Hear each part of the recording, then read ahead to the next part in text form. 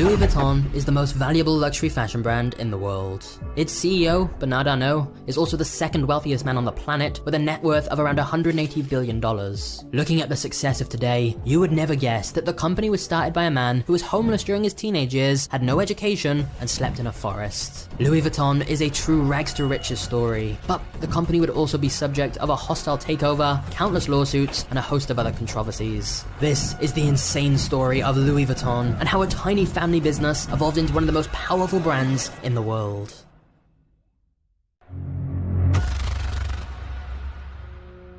Louis Vuitton was born in 1821 and grew up working on his family farm in France in a small village called Ancaille in the middle of nowhere. They had no electricity and no running water. Louis's father Xavier was a miller and farmer, whilst his mother Corinne made hats to help make some extra cash. There are no records showing that Louis ever received an education. The nearest school was in a village 6 miles away, and it's believed he worked full-time on the family farm without learning how to read or write. Louis would have been working in the fields every day from dusk till dawn, just to make enough food to help feed his family. Needless to say, the Vuittons were struggling financially, and young Louis was born into a situation that should have doomed him from ever having a bright future. And then, things got much worse. Louis's mother died when he was just 10 years old, and his father quickly remarried another woman. But Louis's new stepmother was incredibly controlling and manipulative towards him, and he constantly got into fights with her. And so, when he was just 13 years old, he ran away from home with plans to go to Paris. He slipped out in the middle of the night without even saying goodbye. There was just one problem. Paris was 225 miles away, and Louis had no money or food, so he was forced to walk along dirt roads. Most nights, he slept in the woods with an empty stomach and just a cloak to keep him warm. Every time he ran into a new village, he would do odd jobs in exchange for food or coins. However, there was never enough money left over for housing, so he continued to sleep in the woods or wherever he could find shelter for the night.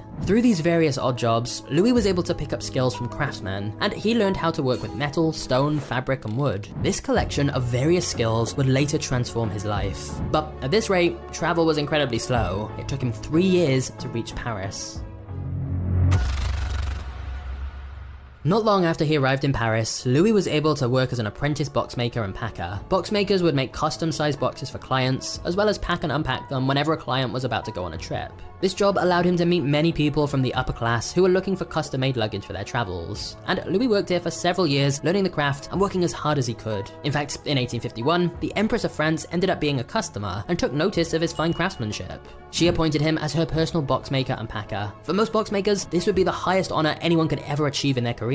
Louis had gone from a homeless teenager with nothing to his name to now working a prestigious job amongst royalty. That was a massive achievement on its own. But Louis Vuitton had an even bigger vision for his future. After getting married when he was 33, Louis used his savings to start his own business, and opened up his own box-making workshop in Paris to begin selling his own products. You see, Louis had noticed a major flaw in the luggage of the day. All of the boxes were made of leather and had rounded dome-shaped tops, so that rain would roll off the top of the luggage. The major issue was that it was impossible to stack them, so packers had to carry the boxes one by one. Louis began experimenting with different materials to use instead, and found that canvas was lighter, durable, and more water-resistant, which meant the trunks could have flat tops instead. This made everything more efficient, as it was now possible to stack them up in a pile and pack multiple trunks at the same time, and they were also more compact. Louis's new suitcase design brought on the dawn of modern-day luggage. At this point, Louis had already built up his professional reputation as well as connections to the upper class, so once he launched his new line of luggage, it was immediately a huge success. He even created a Louis Vuitton catalog so that customers could look at products that he had available and have them made before sending it to their homes. Within 2 years of creating his new suitcases, they were considered an elegant and must-have accessory amongst the wealthy, as it became a status symbol, and the brand had become so popular that he was receiving orders from around the world.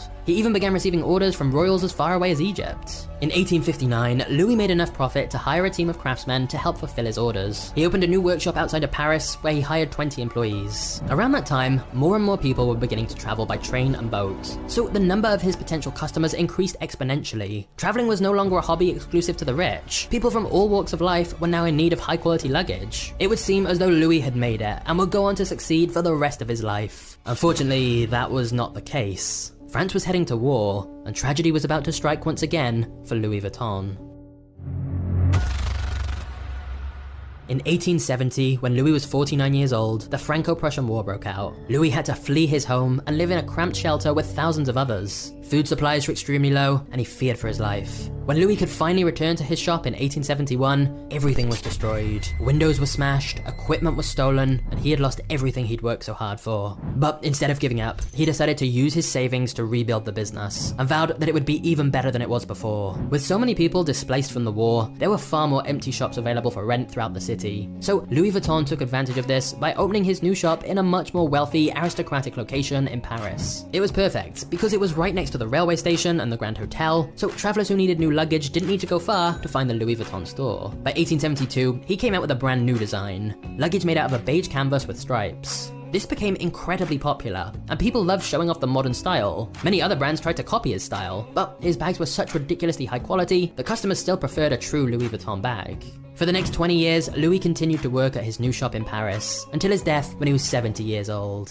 But his legacy was able to live on through his son Georges, who took over the family business. Georges sought out to expand the brand globally, such as opening a popular store in London. At this point, Louis Vuitton luggage was so popular that many other box makers were beginning to make counterfeits. So in 1896, Georges Vuitton brought out the now iconic LV monogram to make it harder to copy. The LV were his father's initials, in honor of the man who started the brand. But he also came up with the idea of adding a revolutionary new lock on the trunks that would make it impossible for thieves to pick them. By the year 1900, the company had 100 employees, and it continued to grow year after year. All of the employees were trained for a very long time in order to become expert box makers. Even to this day, Louis Vuitton employees train for 18 months to 2 years before they're trusted to make one of the products on their own. The company also began to expand into a whole new line of products because of another fashion icon, Coco Chanel. In 1925, she commissioned a small dome-shaped handbag. At first, this was a design that she personally came up with, and it was just for her. However, it would go on to be mass-produced, and it was given the name Alma. This was massively successful, so Louis Vuitton decided to make more small leather bags like the Keepall, Speedy, and No. Before Louis Vuitton, handbags were often seen as quite inelegant and bulky, but the company played a big role in them being seen as much more fashionable. Georges Vuitton died in 1936, and the company was then passed over to his son, Gaston Louis. However, Gaston took over the company at a very difficult time, because in just a few years, France was once again heading to war. During World War II, contracts were cancelled, and Gaston was forced to shut down the Louis Vuitton factory. Paris was under siege again. The only way Gaston Vuitton could save the business was to collaborate with Nazi Germany. An author named Stephanie Bonvinci wrote a book called Louis Vuitton, A French Saga. During her research of the company archives, she asked if she could see records from World War II. Almost immediately, the representatives from the company tried to avoid showing her the information. They claimed that all of the documents from 1930 to 1945 were destroyed in a fire. But after doing a lot of digging into other historic documents, Stephanie discovered that Louis Vuitton was able to open a glamorous ground floor shopfront in the Hotel de Parc throughout the Nazi regime, as they collaborated with them. Meanwhile, several other brands were forced to shut down because they refused to cooperate with the Nazis. Clearly, the company was ashamed of this part of their history. But they would argue Gaston did what he needed to do in order for the company to survive. Other fashion designers like Coco Chanel also collaborated with the Nazis in order to make sure her business in Paris was not destroyed. If it were not for their choice to work with the enemy, their brands likely would no longer be around today. When Gaston passed away in 1970, his son-in-law Henri Racamire took over managing the Louis Vuitton brand. So we're now into the 4th generation. But unlike his ancestors, Henri already had a lot of business experience from a company he'd run before. So when he took over Louis Vuitton, he was able to elevate the brand to a whole new level. Henri began making major changes to the Louis Vuitton brand in order to grow it from a family-owned company to the massive corporation that it is today. He switched Louis Vuitton's business model from wholesale to retail. By 1978, he'd expanded Louis Vuitton into many other countries, including Japan. And over the course of 6 years, and accounting for modern inflation, sales went from $20 million to $260 million. And so, in 1984, Henri decided to take the company public, and Louis Vuitton sold out the 1 million shares valued at $63.63 each. Henri took this momentum and influx of cash and began opening more stores all across the globe. By 1987, Louis Vuitton reached $1 billion in sales. It was far beyond what young Louis could have ever dreamed of when he first opened his first store in Paris. Henri also decided that the company should combine with Moet Hennessy, a luxury drinks company which produced champagne and cognac.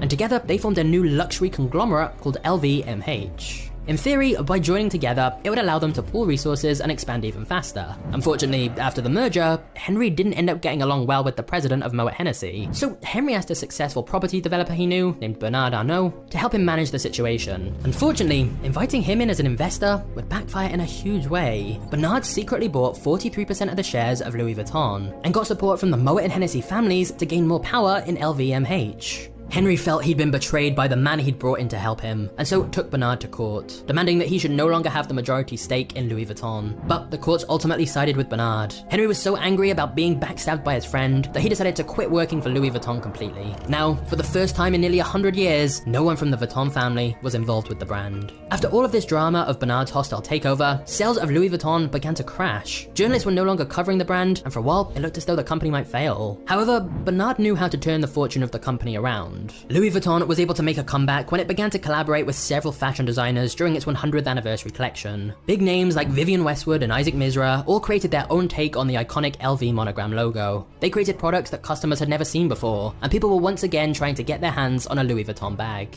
Ultimately, Bernard's investment in Louis Vuitton paid off in a massive way. He is now the CEO of LVMH, and in 2021, Forbes officially dubbed him the richest man in the world with a net worth of over $180 billion. Now, of course, as stock prices move, these rich list rankings change, but he's almost always in the top 5 richest people in the world. However, out of the wealthiest people, like Bezos, Musk, Gates, Buffett, Bernard Arnault is definitely the least known, as he prefers to stay out of the spotlight. What we do know is he has such a ruthless reputation in business. He is known as the wolf in cashmere, which is why today, LVMH has over 70 different brands it owns through all of the acquisitions and mergers Bernard has pulled off. This one company owns so many of the most luxurious brands in the world, and yet it all started with a broke, homeless teenager.